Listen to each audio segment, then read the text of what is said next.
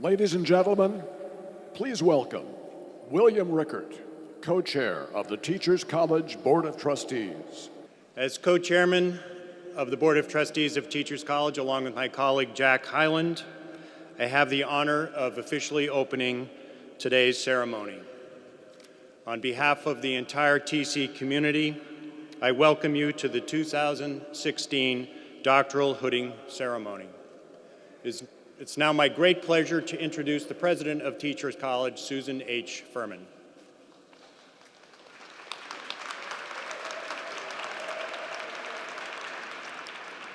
Good afternoon. Welcome to a most joyous occasion as we honor the talented women and men who have already achieved so much and are just getting started. First, I wish to recognize a most distinguished guest. He served his country as a member of the Marine Corps and devoted several decades of his life to serving the people of New York City with honor and distinction. Please join me in saluting the Professor of Public Affairs at Columbia University and the 106th Mayor of the City of New York, the Honorable David N. Dinkins. Mr. Mayor.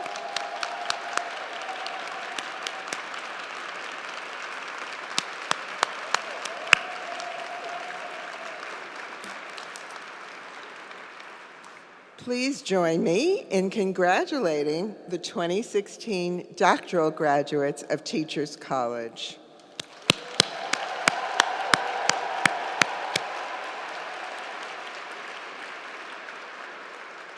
As I hope you heard the Dean of the Graduate School of Arts and Sciences at Columbia say this morning, the doctoral degree is the supreme degree granted by academia. And we are here to celebrate these supreme degree achievers. Let's hear it, graduates, for those, yay.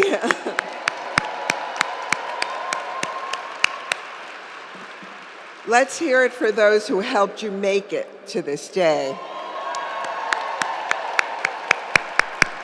Our outstanding faculty and staff. And let's all show our appreciation to your families, your partners, for their love, encouragement, and support.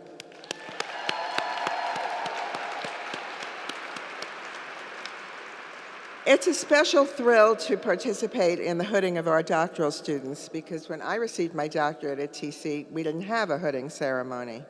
And I've always thought that hooding was a particularly powerful image of joining the full-fledged ranks of academia.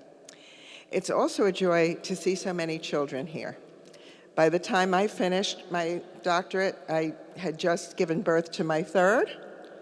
I know what it's like to have that balance to who's gonna come first, the dissertation or the baby. And I know how much that's a part of doctoral students' lives, so we're so pleased to have you all here today. Graduates, you now join the ranks of our doctoral alumni who are leaders in education, psychology, and health. Like them, you now have great power.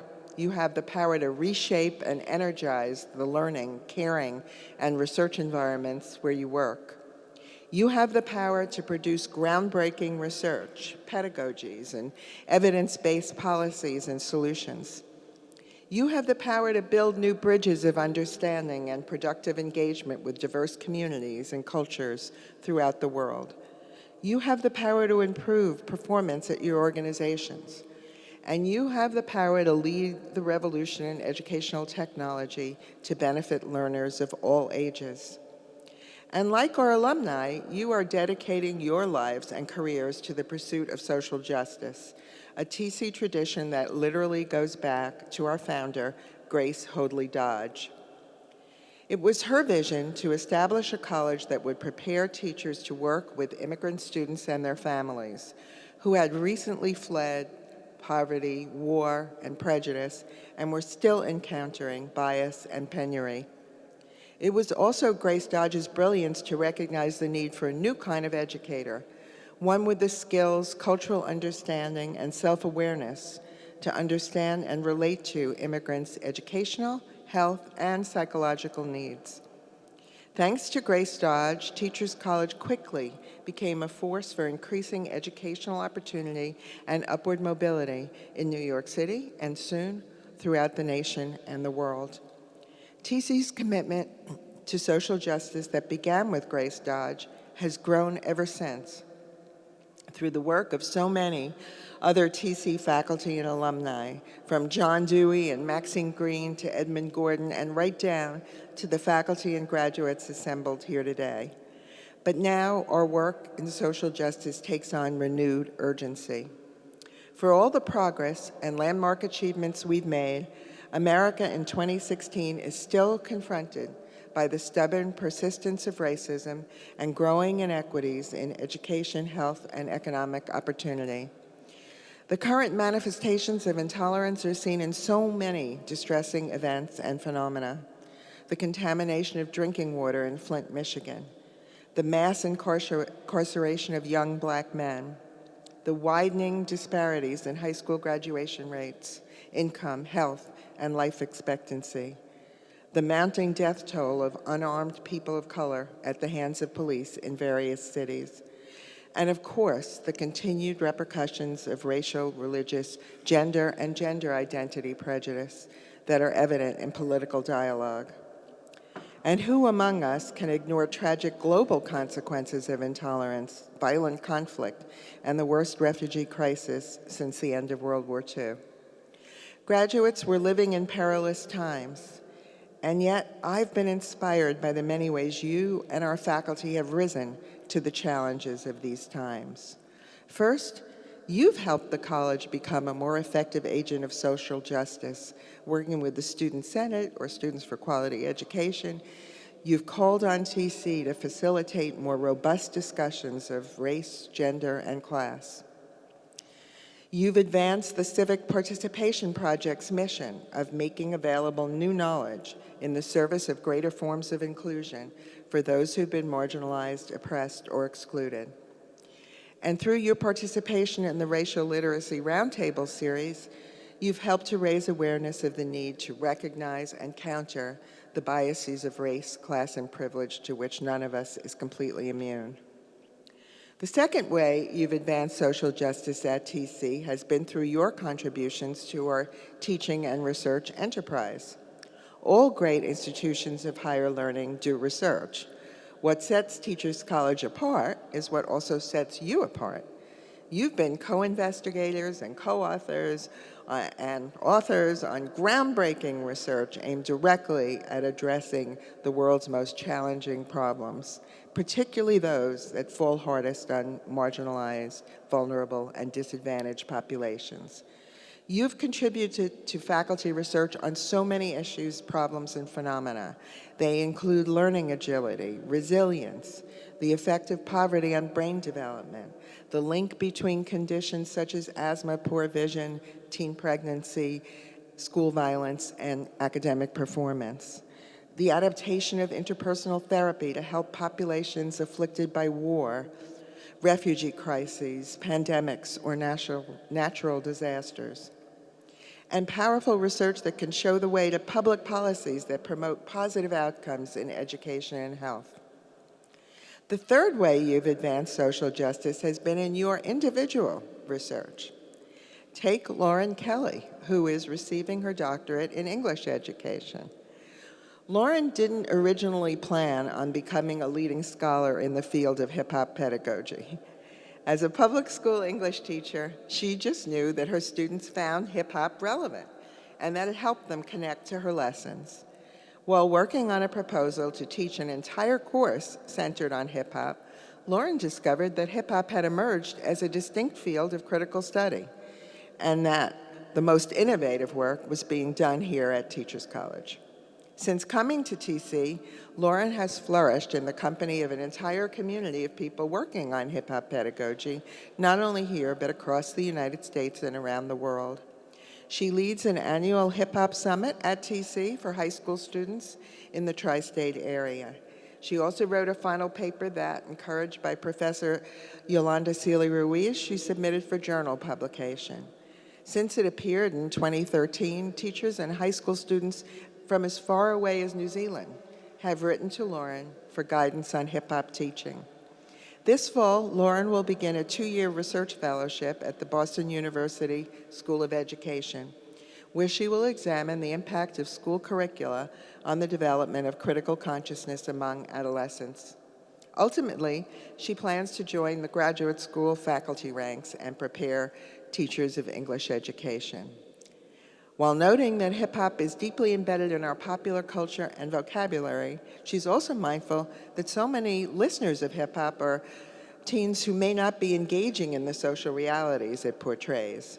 She sees opportunities for important discussion, disagreement, and ultimately understanding. Lauren, we're also fortunate to have a scholar educator of your caliber determined to shape education's future. We know you will accomplish great things.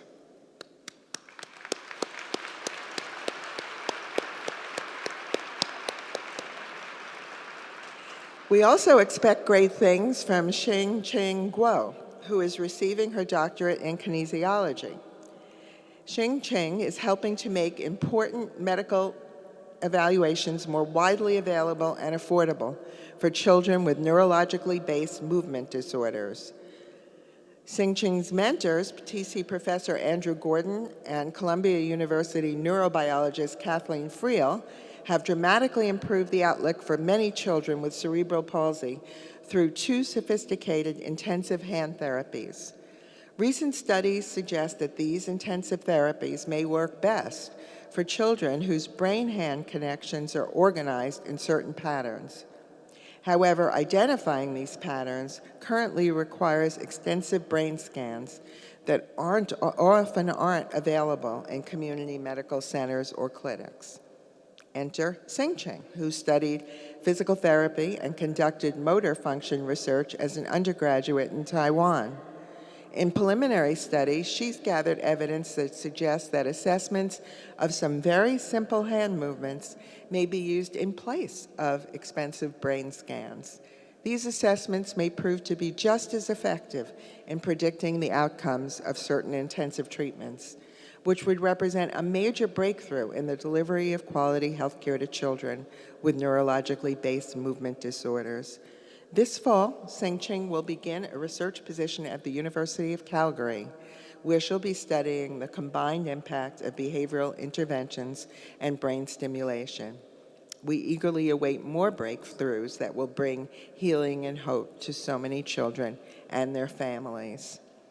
Graduates, we eagerly await breakthroughs from the important work that all of you are doing in pursuit of social justice. All of you will have a hand in changing the trajectories of the lives you touch for the better, and they will change you. Why? Because your quest for social justice is more than a resolve to confront what's wrong in our society and make it right. It's also a summons for you to continue applying your exquisitely trained minds to deepening your understanding of all the lives you touch, their cultures, their experiences, their realities, so you can work with them to achieve a brighter future. The challenges confronting our society remain as daunting as ever, but my faculty colleagues and I are optimistic about the future because we've taken the full measure of your talents, integrity, and fitness to become leading thinkers, educators, advocates, professionals, and scholars. We're confident that individually and collectively, you will make the greatest possible difference in the world. This is your time. Keep bright the chain of social justice that started for all of us at TC's founding. Congratulations.